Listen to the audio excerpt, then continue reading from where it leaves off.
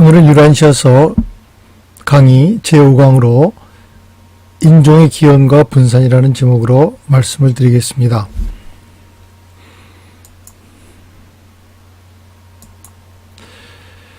약 100만 년 전에 태반이 있는 포유동물 여우 원숭이 종류의 초기 혈통으로부터 3번에 걸쳐서 연달아 갑자기 돌연변이가 생기므로 인류의 직계 조상이 나타납니다. 이 초기의 여우 원숭이는 서반구에서 진화했으나 인류의 직계 포유동물 조상이 자리 잡은 것은 남서아시아에서 중앙생명이식이 있었던 최초의 지역이지만 동부 지역의 경계에서 일어났습니다. 몇백만 년 전에 북아메리카 종류의 여우 원숭이는 베링 육지다리 위로 서쪽으로 이주했고 아시아 해안을 따라서 천천히 남서쪽으로 진행했습니다. 이주하는 이 부족들은 당시에 확대된 지중해 그리고 인도 반도에 높아지는 산 지역사에 놓인 기후 좋은 지역에 마침내 이르렀습니다. 인도 서쪽에 있는 이 땅에서 그들은 다른 유리한 혈통들과 합쳤고 이렇게 인류의 족보를 세우게 됩니다.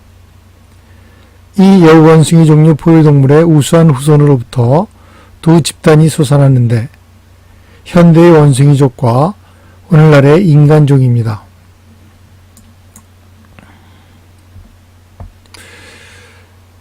첫 번째 시족 포유동물은 100만 년보다 조금 더 전에 메소포타미아의 시족 포유동물로서 북아메리카 리모 종류로서 태반이 있는 포유동물의 직계후손이 갑자기 나타났습니다. 그들은 활동적인 작은 생물이었고 키가 거의 90cm였습니다.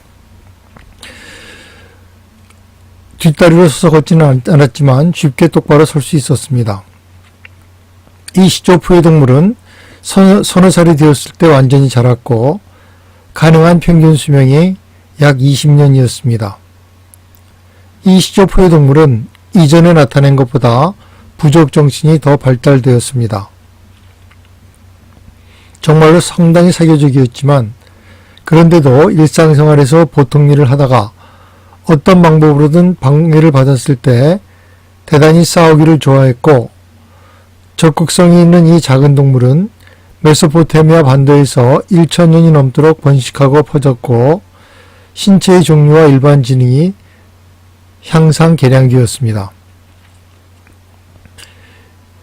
이 새로운 부족이 가장 높은 종류의 여우 원숭이 조상에서 기원을 가진 뒤 꼭 70대가 되자 그 다음에 획기적인 발전이 일어났습니다. 유란시아에서 인간의 진화에서 극히 중대한 걸음이 되는 조상이 갑자기 분화되어 생긴 것입니다. 그것이 중간 포유동물인데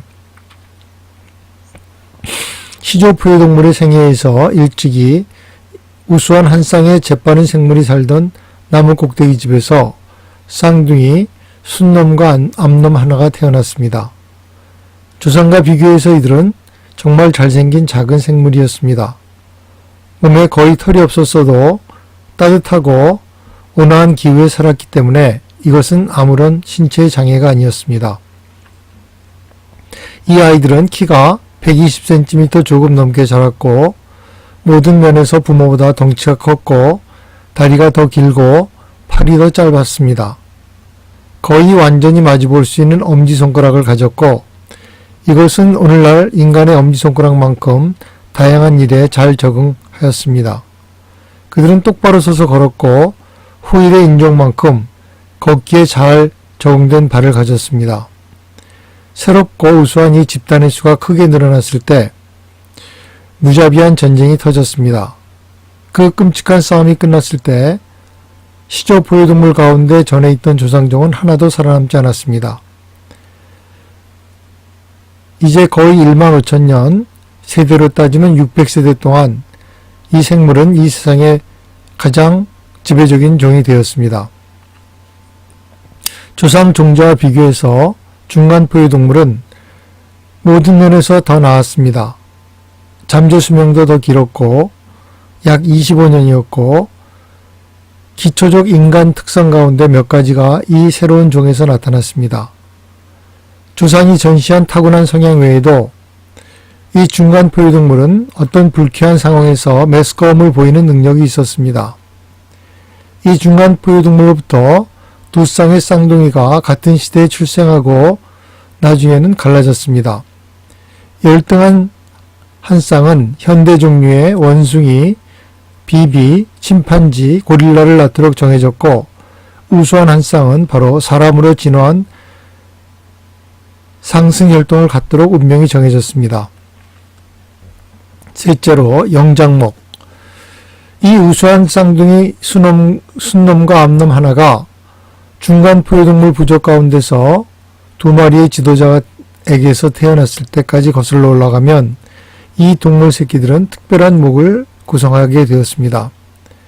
그들은 부모보다 몸에 털이 더욱 적었고 아주 어릴 때 몸을 곧게 세우고 걷기를 고집했습니다. 그들의 조상은 언제나 뒷다리로 걷기를 배웠지만 이 영장목 쌍둥이는 처음부터 똑바로 섰습니다. 그들은 키가 150cm 넘게 자랐고 머리는 그 부족에서 남들과 비교해서 더 크게 자랐습니다. 일찍부터 몸짓과 소리로 서로 교통하기를 배웠지만 이 새로운 표현을 결코 자기 종족에게 이해시킬 수 없었습니다. 약 14살이 되었을 때 그들은 부족으로부터 도망쳤고 가족을 일으키고 영장목의 새 종자를 세우기 위해서 서쪽으로 갔습니다. 그들이 바로 인간 가족의 직계이자 직접 조상이 되었습니다. 시조 포유동물이 생긴 때부터 약 2만 1천 년에 걸쳐서 거의 900세대의 발전이 있은 뒤에 영장목은 갑자기 놀라운 두 생물, 처음으로 참인간들을 출산했습니다. 서기 1934년부터 이 처음 두 인간이 출생할까지 거슬러 올라가면 꼭 99만 3,419년입니다. 놀랄만한 이 두 생물은 참 인간이었습니다. 그들의 많은 조상처럼 완전한 인간 엄지손가락을 소유했고 한편 오늘날의 인류처럼 똑같이 완전한 발을 가졌습니다. 그들은 걷고 달리는 자요 기어오르는 자가 아니었습니다. 이 처음 인간들 그리고 그 후손들은 12살에 완전히 성숙했고 약 75년의 잠재 수명을 가졌습니다. 어느 날 바로 쌍둥이가 10살쯤 되었을 때 예배의 영이 쌍둥이 중에 여자의 마음 그리고 조금 뒤에 남자의 마음과 처음 접촉하며 인간의 마음에 아주 가깝게 다가가고 있었습니다. 그리고 약 1년 뒤에 깊이 생각하고 의도적으로 결정을 내린 결과로 그들이 집을 떠나서 북쪽으로 길을 가자고 드디어 결심했을 때 그때 지혜의 영이 유란시아에서 그리고 이제 인정받은 두 인간의 머릿속에서 활동하기 시작했습니다. 99만 3,408년 전에 유란시아는 네바던 우주에서 인간이 사는 행성으로서 공식으로 인정되었습니다. 생물학상의 진화는 다시 한번 의지의 위험을 가진 인간 수준에 도달했습니다. 사타니아의 606번 행성에 드디어 사람이 도착한 것입니다. 처음 두 인간 쌍둥이가 11살이 되었을 때 실제 인간의 둘째 세대 곧 처음으로 얻은 자식의 부모가 되기 전에 유란시아는 사람이 사는 세계로서 등록되었습니다. 셀빙턴에서 전해온 천사장의 말씀은 공식으로 행성을 인정하는 이 기회의 다음 말씀으로 끝을 맺었습니다. 사람의 마음이 사타니아 606번 행선에서 나타났는데 새 민족의 이 부모를 안돈과 폰타라고 부르겠다. 그리고 이 사람들에게 우주 아버지가 내리는 영 선물이 빨리 몸소 깃들도록 모든 천사장이 기도한다. 여러 점에서 안돈과 폰타는 지구의 표면에서 언젠가 살았던 인간들 가운데 가장 눈에 띄는 쌍이었습니다. 이 놀라운 쌍은 온 인류의 실제 부모였고 많은 직계 후손보다 모든 면에서 우수했으며 그들의 모든 조상, 가까운 조상 및 먼 조상과 근본적으로 달랐습니다. 이 첫 인간쌍의 부모는 그들 부족의 평균과 거의 다른 듯 하지 않았습니다. 하지만 그들은 총명한 구성원편에 속했고 그 집단은 싸울 때 돌을 던지고 곤봉 쓰는 것을 처음으로 배운 집단이었습니다. 그들은 또한 날카로운 바늘 모양의 돌, 부싯돌뼈를 사용했습니다. 안돈과 폰타는 아이들을 모두 19명을 가졌고 손자, 손녀를 거의 50명, 증손을 6명 볼 때까지 살았습니다. 그 가족들은 인접한 4개의 바위 피난처, 곧 반동굴에서 거주했는데 그 중에 3은 복도로 서로 연결되었고 안돈의 아이들이 고안한 부싯돌 연장으로 부드러운 석회석에서 이 복도를 파내었습니다. 이 초기의 안돈 사람들은 대단히 뚜렷한 시적 정신을 드러냈습니다.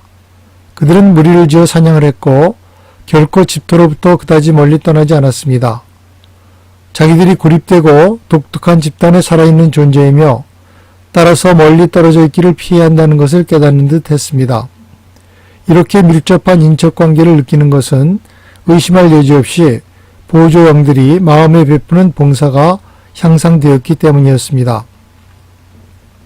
안돈과 폰타는 시족의 양육과 향상을 위하여 끊임없이 수고했습니다.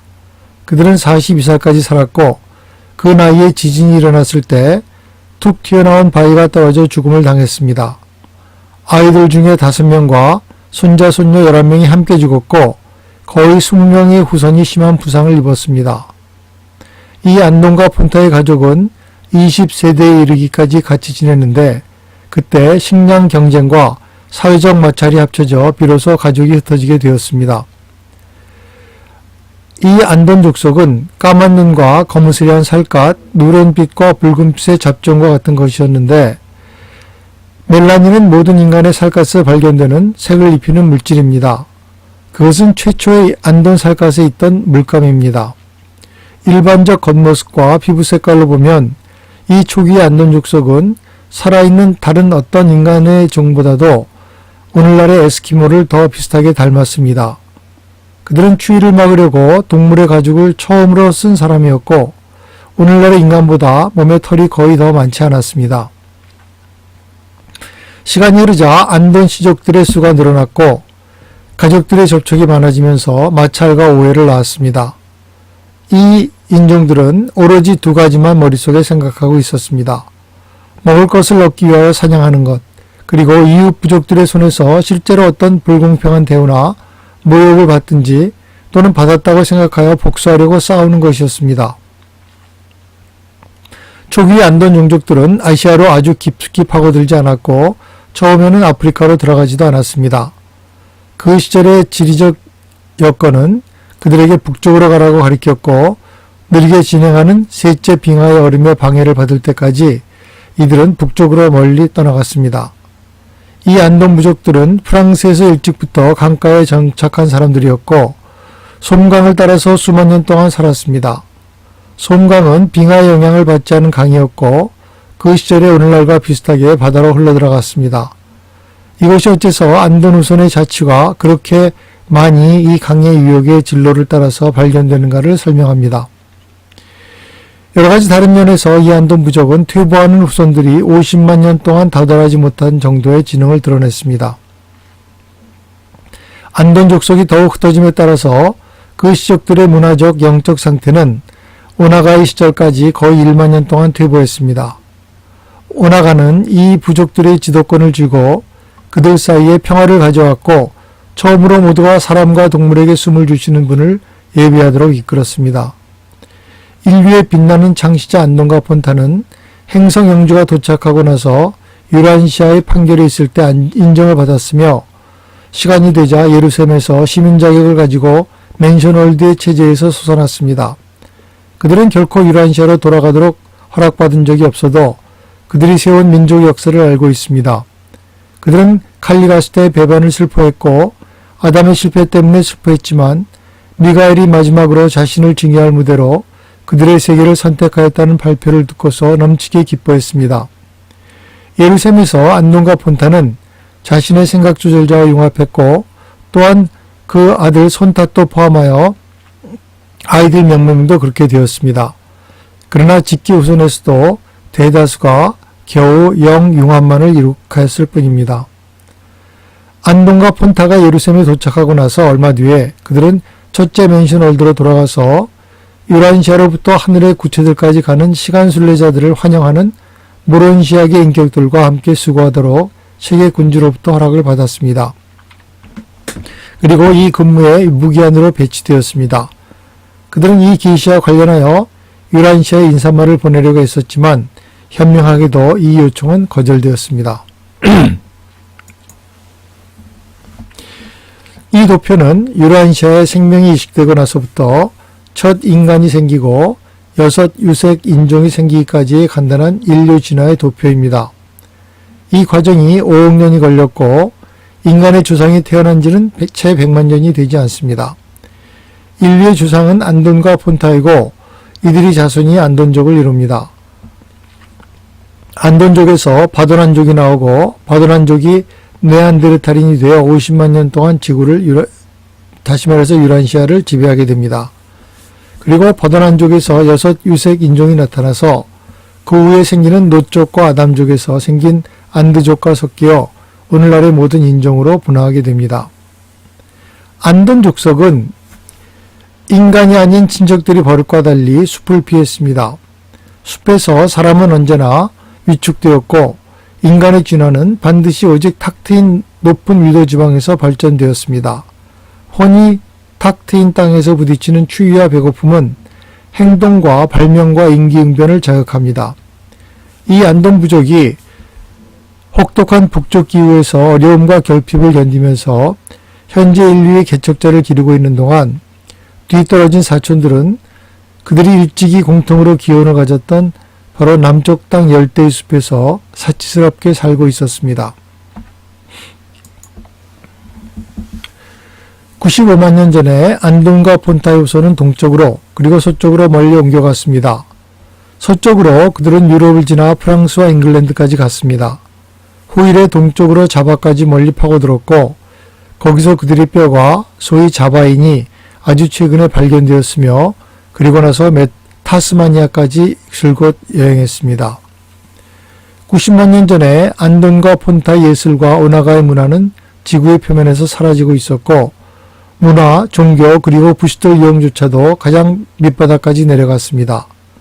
문화가 퇴폐하던 이 오랜 기간에 잉글랜드의 폭솔 종족 그리고 인도의 북서쪽에 있던 바도난 부족들은 안돈의 전통을 덜어 그리고 오나가 문화의 어떤 잔재를 계속해서 간직했습니다. 서쪽에 있는 폭솔 종족 외에도 분투하는 또 다른 문화 중심이 동쪽에 버티고 있었으니 이 집단은 안돈의 손자의 손자이며 바도난 부족이었는데 인도의 북서고지의 언덕지대에 자리 잡고 있었습니다. 이 사람들은 인간을 희생물로 한 번도 바치지 않는 안돈의 유일한 자손이었습니다. 85만 년 전에 우수한 바도난 부족들은 열등하고 짐승 같은 이웃들을 몰살하는 전쟁을 시작했습니다. 1000년 안에 이 지역에 있던 어중간한 짐승 집단의 대부분이 죽임을 당하거나 남쪽 숲으로 밀려갔습니다. 열등한 자를 근절시키는 이 투쟁은 그 시대에 산에 살던 부족들 가운데 많은 개선을 가져왔습니다. 이 개량된 바도난 혈통의 혼합 후손들이 바로 네안데르탈 종족으로서 활동 무대에 등장하게 됩니다. 네안데르탈인은 뛰어난 용사였고 널리 여행했습니다. 그들은 인도 북서쪽에 있는 고지의 중심들로부터 차츰차츰 서쪽으로 프랑스까지, 동쪽으로 중국까지, 또 밑으로 북아프리카까지 퍼졌습니다. 그들은 진화하는 유색 인종들이 이주할 때까지 거의 50만 년 동안 세계를 지배했습니다. 80만 년 전에는 사냥감이 풍부했습니다. 코끼리와 하마뿐 아니라 여러 종류의 사슴이 유럽을 돌아다녔습니다. 가축은 풍부했고 말과 이리가 어디에나 있었습니다. 네안데르탈인은 뛰어난 사냥꾼이었고 프랑스에 있는 부족들은 가장 성공한 사냥꾼에게 제일 아름다운 여자를 아내로 주는 풍습을 처음으로 채택했습니다. 75만 년 전에 넷째 빙상이 남쪽으로 한참 진행하였는데 개량된 도구로 네안데르탈인은 북쪽의 강을 덮는 얼음의 구멍을 뚫고 이 공기구멍으로 올라온 물고기를 창으로 찌를 수 있었습니다. 언제나 이 부족들은 다가오는 얼음 앞에 물러났는데 이때 얼음은 가장 널리 유럽을 침공했습니다. 70만 년 전에 넷째 빙하, 유럽에서 가장 큰 빙하가 물러가고 있었습니다. 사람과 동물은 북으로 돌아가고 있었고 기후는 서늘하고 축축했고 원시는 다시 유럽과 서아시아에서 번성했습니다. 차츰차츰 숲은 아주 최근에 빙하에 덮였던 땅 위로 북쪽으로 퍼졌습니다. 65만 년 전에는 따뜻한 기후가 계속되는 것이 보였습니다. 빙하기 사이에 기간이 되자 날씨가 무척 따뜻해져서 알프스는 얼음과 눈을 거의 벗어버렸습니다. 60만 년 전의 얼음은 그때 가장 북쪽의 후퇴점에 이르렀고 몇천 년 동안 쉬고 난 뒤에 다시 남쪽으로 5번째 나들이를 시작했습니다. 그러나 5만 년 동안 기후의 변화가 거의 없었습니다. 유럽의 사람과 동물은 거의 바뀌지 않았습니다. 건기에 있던 약한 건조성이 줄어들었고 알프스의 빙하는 강유역까지 멀리 내려왔습니다. 55만 년 전에 진행하던 빙하는 다시 사람과 동물을 남쪽으로 밀어냈습니다. 그러나 이때 사람은 넓은 지대에서 넉넉히 여지가 있었는데 이 지대는 북동쪽으로 아시아로 뻗고 빙산과 당시의 지중해에 크게 확대된 흑해안한 부분 사이에 놓여 있었습니다. 50만 년 전에 인도의 북서고지에서 살던 바도난 부족들은 또 다른 큰 종족 싸움에 말려들었습니다. 100년이 넘도록 이 무자비한 전쟁이 격렬하게 계속되었고 그 오랜 싸움에서 끝났을 때 겨우 100가구만이 살아남았습니다. 그러나 이 생존자들은 당시에 살아있던 안돈과 폰타의 모든 후손 가운데 가장 영리하고 바람직한 자들이었습니다. 이제 이 고지의 바도난 사람들 사이에서 새롭고 이상한 일이 일어났습니다. 당시에 사람이 거하는 고지 지역의 동북부에 살고 있던 한 남자와 여자가 갑자기 특별히 영리한 집단의 아이들을 낳기 시작했습니다. 이것이 산끽 가족이었고 유란시아의 6 유색인종 모두를 낳은 조상이 되었습니다. 이 산끽 아이들은 19명이었는데 동료들보다 머리가 더 좋았을 뿐만 아니라 살갗이 태양빛에 노출되고 나서 여러 색깔로 바뀌는 독특한 성향을 나타냈습니다. 이 아이들 19명 가운데 5은 붉었고 2은 오렌지색이고 4은 누렇고 2은 풀빛이고 4은 푸르고 2은 남빛이었습니다. 이러한 색은 아이들이 나이가 들자 더욱 뚜렷해졌고 이 젊은이들이 나중에 동료 부족 사람들과 짝지었을 때 그 자손은 모두 산끽 부모의 피부색을 따르는 경향이 있었습니다. 이 무렵에 행성 영주가 도착합니다. 지금까지 이야기한 인종의 분산을 좀 더 포괄적으로 범위를 넓혀서 도표로 나타내면 이 도표와 같습니다. 안돈족이 영국을 통해서 건너가서 에스키모가 되는데 안돈족의 원래 모습이 가장 잘 보존되어 있는 것이 에스키모입니다. 안돈족은 다시 자바, 호주, 시베리아까지 진출하게 됩니다. 안돈족의 후손 중에서 인도의 고원지대에 사는 바도난 종족이 생기는데 여기에 6 산끽 유색인족이 나타나게 됩니다. 홍인, 청인, 남인, 황색인, 주황인, 녹인이 생겨나며 이들이 인도와 티베트, 중국까지 진출하게 되고 그중 청인은 유럽으로 가서 아담족과 노족이 만든 안드족과 결합하여 현재 백인이 됩니다. 노족은 안돈족 백인의 몸에 예루살렘 시민 백인의 이전된 원형지를 혼합하여 이룬 족속을 말합니다. 6 유색 인종의 분산은 대략 다음과 같습니다. 보통의 진화하는 행성에서는 진화하는 6 유색 인종이 하나씩 나타납니다. 홍인이 먼저 진화하고 뒤이어 유색 인종들이 나타나기 전에 오랜 세월 동안 세상이 존재합니다. 하지만 유란시아에서는 모두 6 인종이 동시대 그것도 한 가족 안에서 태어난 것인데 이것은 아주 드문 일입니다. 유란시아에서 이전에 안돈 사람이 나타난 것도 사타니아에서는 새로운 일이었습니다. 지역책이 어느 다른 세계에서도 의지를 갖고 있는 그런 사람의 종족이 진화하는 유색인종보다 먼저 나타나지는 않습니다. 첫째, 홍인. 이 민족은 인류의 놀라운 종이요 여러 면에서 안돈과 폰타보다 우수했고 그들은 가장 총명한 집단이었고 산끽 아이들 중에 처음으로 부족의 문명과 정부를 개발하였습니다. 그들은 언제나 일부일처주의를 지켰습니다. 그들의 혼합된 후손들도 한 사람을 여럿과 짝지는 일이 드물었습니다. 후일에 그들은 아시아에서 황인 형제들과 심각하고도 긴 분쟁이 있었습니다. 그들은 일찍부터 활과 화살의 발명으로 도움을 받았지만 불행하게도 자기들끼리 싸우는 조상의 성향을 많이 물려받았고 이것이 그들을 너무 약화시켜서 황인 부족들은 아시아 대륙에서 그들을 몰아낼 수 있었습니다. 약 8만 5천 년 전에 홍인종의 비교적 순수한 나머지가 때를 지어 북아메리카로 건너갔는데 그 뒤에 얼마 안 되어 베링 지역이 가라앉았고 이렇게 그들을 고립시켰습니다.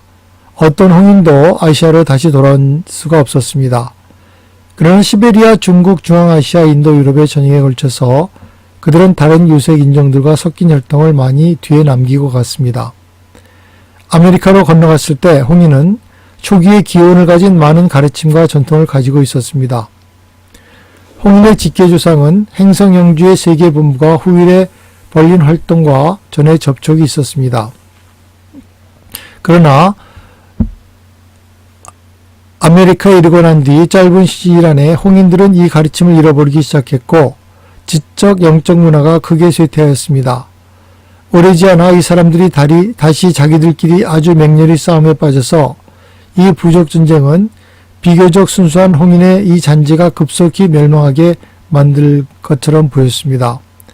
이렇게 크게 퇴보했기 때문에 홍인은 망할 듯 했는데 약 6만 5천 년 전에 오나모란톤이라는 지도자가 나타나 영적으로 구원자로서 행동했습니다.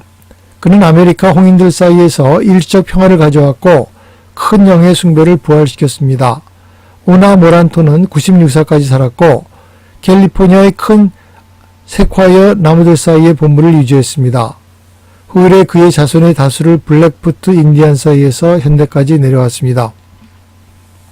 시간이 지나자 오나모란톤의 가르침은 이 어렴풋한 전통이 되어버렸습니다. 서로 죽고 죽이는 전쟁이 다시 시작되었고 이 위대한 선생이 있던 시절 이후로 결코 또 다른 지도자가 그들 사이의 보편적 평화를 가져오는 데 성공하지 못했습니다. 총명한 혈통이 이 부족 싸움에서 자꾸 사라졌습니다. 그렇지 않았다면 유능하고 총명한 이 홍인들이 북아메리카 대륙에서 위대한 문명을 세웠을 것입니다. 중국에서 아메리카로 건너간 뒤에 북부의 홍인은 백인에게 나중에 발견될 때까지 다시는 결코 다른 세계의 인종들과 접촉을 가지지 않았습니다. 홍인이 후일의 아담 혈통과 섞여서 개량될 기회를 거의 완전히 놓쳐버린 것은 대단히 유감스러운 일이었습니다. 실제로 홍인은 백인을 이길 수 없었고 기꺼이 백인을 섬기려 하지 않았습니다. 그러한 상황에서 두 종족이 섞이지 않으면 둘 가운데 하나가 망하게 됩니다. 둘째, 주황인. 이 종족의 두드러진 특징은 무엇이나 세우려는 충동, 또 모든 것을 세우려는 특이한 충동이었고 단지 어느 부족이 가장 큰 무더기를 만들 수 있는가 보려고 광대한 돌 무더기를 쌓기까지 했습니다. 비록 진취적 민족은 아니었어도 그들은 영주의 여러 학교로부터 큰 이익을 얻었고 교육을 받으려고 대표를 거기로 보냈습니다. 주황민족은 지중해가 서쪽으로 물러감에 따라서 처음으로 아프리카를 향해서 남쪽으로 해안선을 따라간 사람들이었습니다. 그러나 그들은 결코 아프리카에서 유리한 발판을 확보하지 못했고 나중에 도착하는 녹색 종족에게 멸종이 되었습니다. 끝이 오기 전에 이 민족은 많은 문화적 영적 바탕을 잃어버렸습니다. 그러나 이 불행한 민족의 뛰어난 지도자 포슌타가 현명하게 지휘한 결과로서 크게 생활이 부흥되었으며 그는 30만 년 전에 그들의 본부가 아마겟돈에 있을 때 그들을 보살폈습니다. 주황인과 녹색인 사이의 마지막 큰 싸움이 에집트의 나일강 하류 유역 지방에서 일어났습니다. 아주 오래 끈 이 전쟁은 거의 100년 동안 계속되었고 싸움이 끝났을 때 주황민족의 극소수가 살아남았습니다. 이 사람들이 산산이 흩어진 잔재는 녹색인에게 그리고 나중에 도착하는 남색인에게 흡수되었습니다. 그러나 하나의 종족으로서 주황인은 10만 년쯤에 그 존재를 그쳤습니다. 셋째, 황인. 원시의 황인 부족들은 처음으로 사냥을 그만두고 안정된 공동체를 세우고 농업의 바탕을 둔 가정생활을 개발했습니다. 지능면에서 그들은 얼만큼 홍인보다 못했지만 사회적으로 집단으로 종족의 문명을 육성하는 문제에서 다른 모든 상킥 종족보다 우수한 것을 입증했습니다. 형제정신을 개발했기 때문에 여러 부족이 비교적 평화로운 가운데 함께 살기를 배웠고 아시아로부터 차츰 확장함에 따라서 그들 앞에 있는 홍인종을 몰아낼 수 있었습니다. 그들은 세상의 영적 본부에 영향이 미치는 곳으로부터 멀리 떠나갔고 칼리가스티아의 배반이 있고 나서 큰 어둠 속으로 떠내려갔습니다. 그러나 이 민족 사이에 한 번 밝은 시대가 있었는데 약 10만 년 전에 식랑톤이 이 부족들의 지도권을 맡았고 하나의 진리를 숭배할 것을 선포하였습니다. 황인종이 비교적 큰 무리로 살아남은 것은 그들이 부족 사이의 평화를 지켰기 때문입니다. 식랑톤의 시절부터 현대 중국의 시기까지 황인종은 유란시아의 민족들 중에서 평화로운 축에 속했습니다. 이 종족은 나중에 들어온 아담 혈통의 유산을 적지만 강력한 유산을 받았습니다. 넷째, 녹색인. 녹인은 원신 가운데 능력이 뒤떨어지는 집단 중의 하나였고 그들은 다른 방향으로 널리 이주함으로써 크게 약화되었습니다. 흩어지기 전에 이 부족들은 약 35만 년 전에 판탓의 지도 밑에서 크게 문화의 부흥을 겪었습니다. 녹인종은 크게 세 가지로 갈라졌습니다. 북쪽 부족은 황인종과 청인종에게 정복되고 노예가 되어 흡수되었습니다. 동쪽 집단은 그 시절의 인도 민족과 혼합되었고 그 잔재가 아직도 그들 사이에 남아 있습니다. 남쪽의 민족은 아프리카로 들어갔고 거기서 그들은 거의 똑같이 열등한 주황 사촌들을 멸망시켰습니다. 여러 면에서 이 두 집단은 이 싸움에서 비슷하게 겨루었는데 이는 각자가 거인의 혈통을 지녔기 때문입니다. 그들의 많은 지도자가 키가 240에서 270cm나 되었습니다. 이 녹색인의 거인 혈통은 이 남쪽 나라 곧 에집트 국가의 대체로 국한되었습니다. 승리한 녹색인의 나머지는 나중에 남인종에게 흡수되었고 이 남인종은 종족이 분산된 최초의 상킥 중심에서 마지막으로 발전하고 이주한 유색 인종이었습니다. 다섯째, 청인. 청인은 위대한 민족이었습니다. 그들은 일찍이 창을 발명했고 나중에 현대 문명에 쓰이는 많은 기술의 초보를 알아냈습니다. 청인은 황인이 가진 혼과 감정과 함께 홍인의 두뇌력을 소유했습니다. 아담의 후손은 후일에 다른 어떤 유색인종보다 이들을 더 좋아했습니다. 초기의 청인은 갈리가스티아 영주의 참모진에 속한 선생들의 설복에 반응했고 배반한 그 지도자들이 나중에 왜곡한 가르침 때문에 큰 혼란에 빠졌습니다. 다른 원시 종족들처럼 그들은 갈리가스티아 배반으로 빚어진 소동으로부터 결코 완전히 회복하지 못했고 자기들끼리 싸우는 성질을 결코 완전히 극복하지도 못했습니다.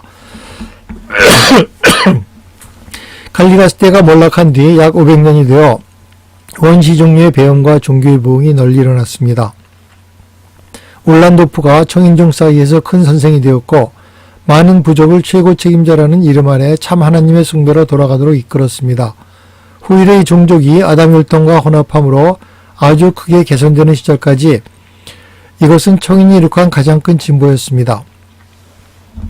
유럽의 구석기 시대에 관한 연구와 탐구는 대체로 이 고대의 청인의 연장 뼈 공예품을 발견하는 것과 상관됩니다. 이른바 유란시아의 백인종은 이 청인의 후손이며 처음에 황인과 홍인이 조금 섞여 수정되고 나중에 보라종의 큰 부분을 동화함으로써 개선되었습니다. 여섯째, 남인종.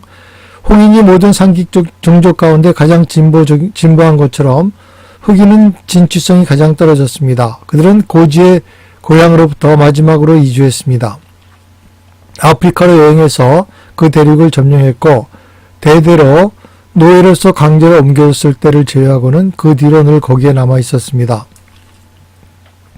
아프리카에서 고립되어서 남색인 종족들은 홍인과 마찬가지로 아담 혈통의 주입으로 얻었을 종족 향상을 거의 또는 전혀 얻지 못했습니다. 그들은 오르보는 시절에 크게 영적 각성을 체험했고 그때까지 아프리카에서 남인종은 거의 진보하지 않았습니다. 오르보는이 부르짖은 신중의 신을 나중에 거의 완전히 잊어버렸지만 알지 못하는 이를 숭배하는 소망을 전적으로 잃지는 않았습니다. 적어도 몇천 년 전까지 그들은 일종의 숭배를 유지했습니다. 이 시대는 여러 종족 사이에 격심한 투쟁이 있던 시대였으나 행성 영주의 본부 가까이에서 좀 더 깨우치고 최근의 가르침을 받은 여러 집단은 비교적 화평한 가운데 함께 살았습니다.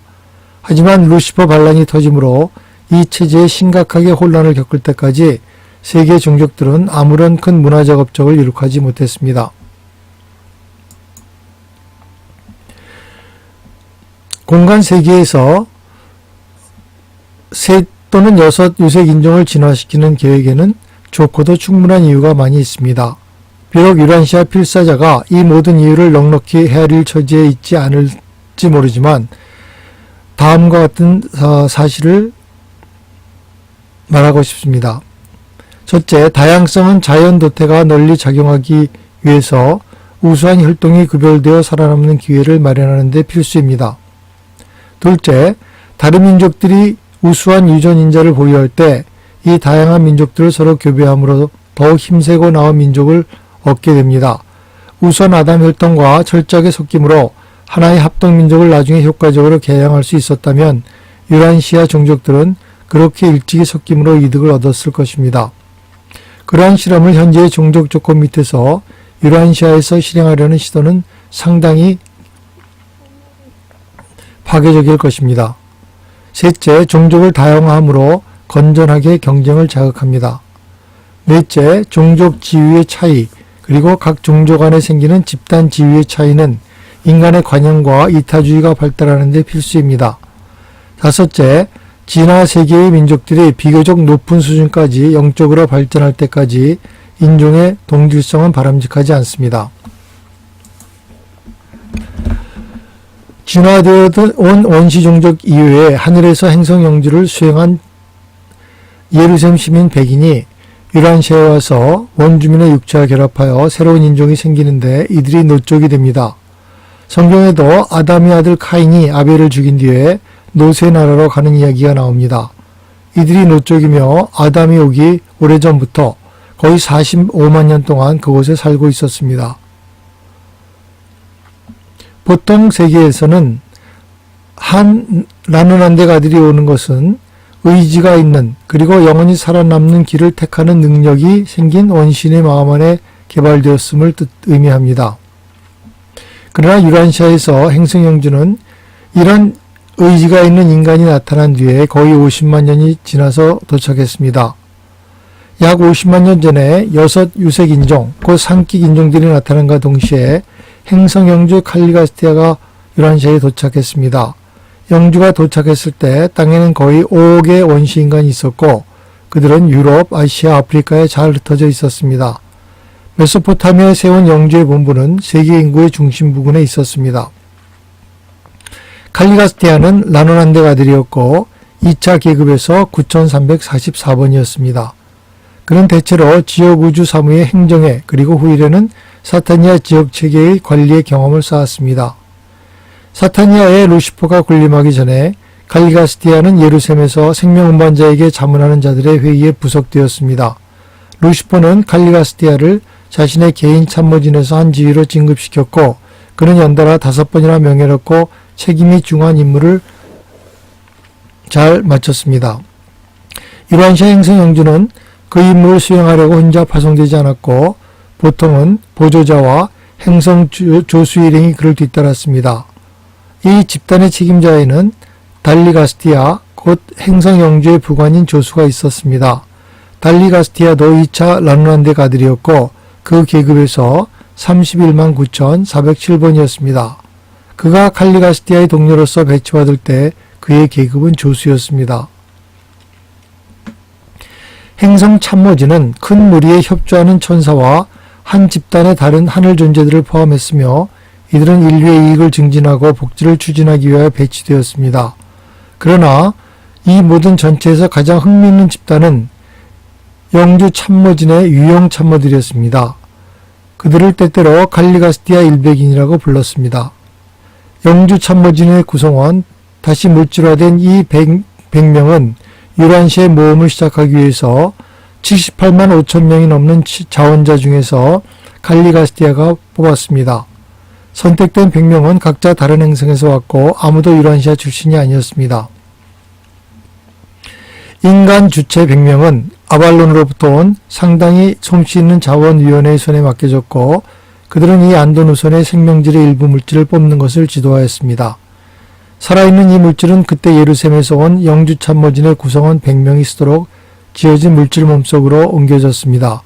그동안에 책의 서울에 새로 도착한 시민들은 천사의 수송기 안에서 잠들어 있었습니다. 갈릴리 갔을 때 일백인을 위하여 특별한 몸을 글자 그대로 창조한 것과 함께 이 작업은 수많은 전설을 낳았는데 이 중에 많은 것은 나중에 아담과 이브가 행성에 취임한 것과 관련된 후일의 전통과 뒤범벅이 되었습니다. 갈릴리 갔을 때 일백인은 개인적으로 불멸합니다. 체계의 생명기류에 있는 해독하는 보충물이 그들의 물질 형태를 통해서 돌았습니다. 그들이 반란을 통해서 생명의 기류와 접촉을 잃지 않았다면 나중에 하나님의 아들이 도착할 때까지 아니면 하보나와 파라다이스까지 중단 여행을 다시 시작하도록 언젠가 풀려날 때까지 줄곧 기한 없이 살았을 것입니다. 사탄이야 생명기류에 있는 해독하는 보충물은 생명나무의 과실로부터 얻었는데 이것은 갈릴리 갔을 때가 도착했을 때 놀라셔야 될 최고자들이 유란시에 보낸 에덴시아의 떨기나무였습니다. 달라마시아 시절에 이 나무는 보이지 않는 아버지의 성전 가운데 뜰에서 자랐고 바로 이 생명나무의 열매가 영주 참모진의 물질적 존재가 그 나무에 접근할 수 있는 한 무기한으로 줄곧 살게 만들었고 이들은 그렇지 않으면 죽어야 할 존재였습니다. 진화 종족에게는 아무 가치가 없지만 이 초월 생명은 갈릴리 갔을 때 일백인에게 그리고 그들과 관련되었던 수정된 안돈 사람 100명에게 계속된 생명을 주기에 아주 충분했습니다. 이와 관계되어 안돈 사람 100명이 그들의 인간 생식질을 영주 참모진의 구성원에게 기여했을 때 생명 운반자들은 이들의 필사 몸 안에 체계 회로의 보충을 넣었다는 것을 설명해야 합니다. 그들은 이처럼 세세로 이어져 신체가 죽지 않고 참모진과 같은 때에 줄곧 살 수 있게 만들어졌습니다. 산기 가죽의 유색 후손들이 늘어나기 시작했을 때 그리고 그들이 인접한 형태로 확장할 기회를 찾는 동안 다섯째 빙하, 지질학적으로는 셋째 빙하가 유럽과 아시아로 남쪽을 향해 내려오고 있었습니다. 이 초기 유색 인종들은 그들이 태어난 빙하 시대의 혹독함과 역경으로 특별히 단련을 받았습니다. 이 빙하는 아시아에서 아주 널리 퍼져서 몇천 년 동안 동아시아로 이주하는 길을 막아버렸습니다. 그리고 아라비아 반도가 높아져서 지중해가 다시 나중에 물러갈 때까지 그들이 아프리카에 이르는 것이 가능하지 않았습니다. 이처럼 거의 10만 년 동안 이 상킥 민족들은 산기슭 언덕 근처에 퍼졌고 다른 민족들 사이에 서로 싫어하는 감정이 일찍 나타났는데도 얼마만큼 서로 섞였습니다. 행성 영주 시절과 아담 시절 사이에 인도는 지구 표면에 가장 일찍 발견된 바 가장 국제적인 인구의 고향이 되었습니다. 그러나 유감스럽게도 이 혼합은 녹색인, 주황인, 남색인 종족들을 아주 많이 품게 되었습니다. 이 2차 산킥 민족들은 남쪽 땅에서 살기가 더 쉽고 편안함을 발견했고 그들 가운데 많은 사람이 나중에 아프리카로 옮겨갔습니다. 1차 산킥 민족들, 곧 우수한 민족들은 열대지방을 피했습니다.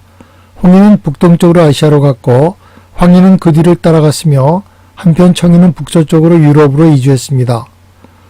홍인은 후퇴하는 얼음의 뒤를 쫓아서 일찍 북동쪽으로 옮겨가기 시작했고 인도의 고지 둘레를 지나면서 아시아의 동북부를 모두 차지했습니다. 그들 뒤에 황인 부족들이 바짝 따라갔고 이들은 나중에 홍인을 아시아로부터 북아메리카로 몰아냈습니다. 비교적 순수한 핏줄의 홍인종 잔재가 아시아를 버렸을 때 11개의 부족이 있었는데 그들은 7,000명이 조금 넘는 남자와 여자와 아이들이었습니다. 이 부족들에게 혼합된 조상을 가진 작은 세 집단이 따라왔는데 이 중에 제일 큰 것은 주황인과 청인 종족의 조합이었습니다. 이 세 집단은 결코 홍인과 완전히 친하지 않았고 남쪽으로 멕시코와 중앙아메리카까지 일찍 떠나갔으며 거기서 그들은 나중에 황인과 홍인의 작은 혼합 집단과 합쳐졌습니다. 이 민족들은 모두 서로 결혼했고 융합된 새 민족을 세웠으며 이 민족은 순수한 핏줄의 홍인보다 싸움을 훨씬 덜 좋아했습니다. 5,000년 안에 이 융합된 민족은 세 집단으로 나뉘었고 멕시코, 중앙아메리카, 남아메리카에서 각자 문명을 세웠습니다. 남아메리카 가지는 아담의 피를 약간 받기는 했습니다. 어느 정도까지 초기에 홍인과 황인은 아시아에서 섞였고 이 연합으로 생긴 자손은 동쪽으로 그리고 남쪽 바닷가를 따라서 내려갔는데 결국에는 빠르게 늘어나는 황인종에게 반도와 근처의 바다의 섬들로 밀려났습니다. 그들은 오늘날의 갈색 인종입니다. 황인종은 계속해서 동아시아의 중부 지역을 차지했습니다. 모든 6 유색 인종 가운데 그들은 가장 큰 무리로 살아남았습니다. 황인들이 이따금 종족 전쟁에 휘말려들긴 했지만 홍인, 녹색인, 주황인이 벌린 것처럼 그렇게 끊임없이 무자비하게 멸종하는 전쟁을 수행하지 않았습니다. 이 세 종족은 그들의 적인 다른 종족들에게 마침내 거의 전멸되기 전에 실질적으로 스스로를 파괴했습니다. 5째 빙하가 유럽에서 남쪽으로 그리 멀리 내려오지 않았기 때문에 이 산킥 민족들은 북서쪽으로 이주하는 길이 어느 정도 열렸습니다. 얼음이 물러가자 몇몇 다른 작은 종족 집단과 함께 청인은 안돈 부족들이 갔던 옛 길을 따라서 서쪽으로 옮겨갔습니다. 그들은 연달아 파도를 이루어 유럽으로 쳐들어갔고 그 대륙의 대부분을 차지했습니다. 유럽에서 청인은 초기에 공통의 조상인 안돈의 네안데르탈인 후손과 마주쳤습니다. 예전에 있던 이 유럽의 네안데르탈인은 빙하로 말미암아 남쪽과 동쪽으로 밀려갔고 이처럼 침공하는 사촌인 산킥 부족들을 속히 만나서 그들을 흡수할 위치에 있었습니다. 일반적으로 산킥 부족들은 초기에 평야에 살던 안돈 족속의 퇴보된 후손보다 더 영리했고 대부분의 면에서 훨씬 우수했습니다. 이 산킥 부족들이 네안데르탈 종족과 섞인 것은 더 오래된 종족을 즉시 개선되게 만들었습니다. 이 산킥 피의 주입, 특히 청인의 피는 네안데르탈 종족을 두드러지게 개선하였고 이것은 동쪽으로부터 유럽을 휩쓴 갈수록 더 영리한 부족들이 잇따라 파도처럼 밀려온 데서 나타났습니다. 뒤따르는 간빙기에 이 새로운 네안데르탈 종족은 잉글랜드로부터 인도까지 뻗어나갔습니다. 고대 페르시아 반도에 있던 청인의 나머지는 나중에 어떤 다른 사람들, 주로 황인과 섞였고 그 결과로 생긴 혼합 종족들을 나중에 아담의 보라 종족이 얼마만큼 개량하였으며 이들은 현대의 아랍 사람, 거무스레한 살빛의 유목 부족으로서 지속해왔습니다. 현대 민족들의 산킥 조상을 확인하려고 할 때 나중에 아담의 피가 섞이므로 종족의 혈통이 개량되었다는 것을 계산해 넣어야 합니다. 우수한 종족들은 북쪽 기후, 곧 온대 기후를 찾았으며 한편 주황, 녹색, 남색 종족들은 새로 높아진 육지 다리 위로 연달아 아프리카로 옮겨갔으며 그 다리는 서쪽으로 물러가는 지중해를 인도양으로부터 떼어납니다. 종족 기원의 중심으로부터 마지막으로 이주한 산킥 종족은 남색인이었습니다. 녹색인이 에집트에서 주황인을 죽이고 그렇게 하면서 자체를 크게 약화시키고 있을 무렵에 해안을 따라 팔레스타인을 통해 남쪽으로 흑인의 큰 집단 이동이 시작되었습니다. 나중에 신체가 튼튼한 이 남색인 종족들은 에집트에 넘쳐났는데 그들은 순전히 인구의 위력으로 녹색인을 멸망시켰습니다. 이 남인종은 주황인의 잔재와 녹색인의 혈통을 상당수를 흡수했고 어떤 남색인 부족들은 이 종족 혼합으로 말미암아 상당히 개선되었습니다. 그래서 처음에는 주황인이, 다음에는 녹색인, 그리고 남색인이, 더 후에는 남색인, 청인, 그리고 수정된 녹색인의 잡종 민족이 에집트를 정복한 것으로 보입니다. 그러나 아담이 도착하기 오래전에 유럽의 청인과 아라비의 혼합 종족들은 남인종을 에집트로부터 아프리카 대륙에서 멀리 남쪽으로 몰아냈습니다. 산킥 민족의 이동이 막을 내리자 녹색인과 주황인 종족은 사라져버렸고 홍인은 북아메리카, 황인은 동아시아, 청인은 유럽을 지키고 있었으며 남인종은 아프리카로 이끌려갔습니다.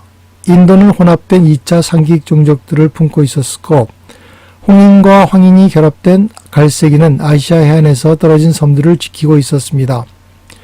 오히려 우수한 잠재성을 가진 혼합민족이 남아메리카의 고지를 차지하고 있었습니다.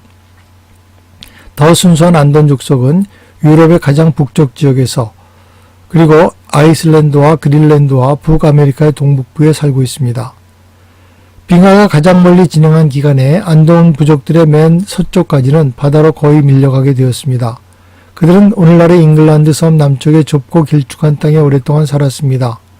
6째이자 마지막 빙하가 마침내 나타났을 때 그들은 바다로 뛰어들도록 는 것이 바로 이 되풀이된 빙하의 진행에 관한 전통이었습니다. 그들은 처음으로 바다로 모험을 떠난 사람들이었습니다. 그들은 배를 만들고 그들이 바라건대 무서운 얼음 침공이 없을까 싶은 새 땅을 찾아 나섰습니다. 그들 가운데 더러는 아이슬란드에, 더러는 그린랜드에 도착했지만 대다수는 망망한 바다에서 배가 고프고 갈증으로 죽었습니다.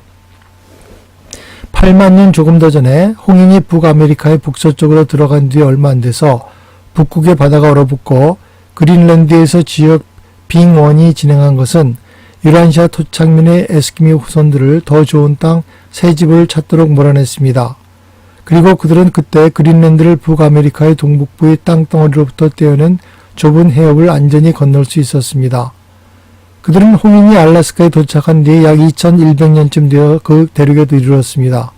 그 뒤에 청인이 혼합된 혈통 가운데 들어가 서쪽으로 여행했고 후일에 에스키모들과 섞였으며 이 연합은 에스키모 부족들에게는 조금 유익했습니다.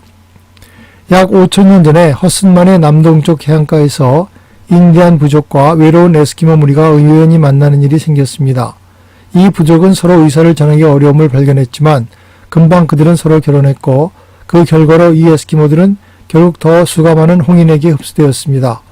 그리고 이것은 약 1000년 전에 백인이 처음으로 대서양 해안에 상륙할 때까지 북아메리카 홍인이 다른 인간 혈통과 가진 유일한 접촉이었습니다. 마지막으로 이제까지 했던 이야기를 인종별로 간단하게 정리해 보겠습니다. 문명의 어떤 중심이 여기저기 존재했지만 유라시아의 대부분은 야만 속에서 시들어버렸습니다. 종족과 문화의 분산을 요약하면 다음과 같습니다. 첫째, 보라인종. 아담 족속과 아담선 족속으로서 아담 족속 문화의 주요한 중심은 둘째 동산에 있었고 여기는 티그리스강과 유프라테스강의 삼각지역에 놓여 있었습니다. 이곳은 정말로 서양과 인도 문명의 요람이었습니다.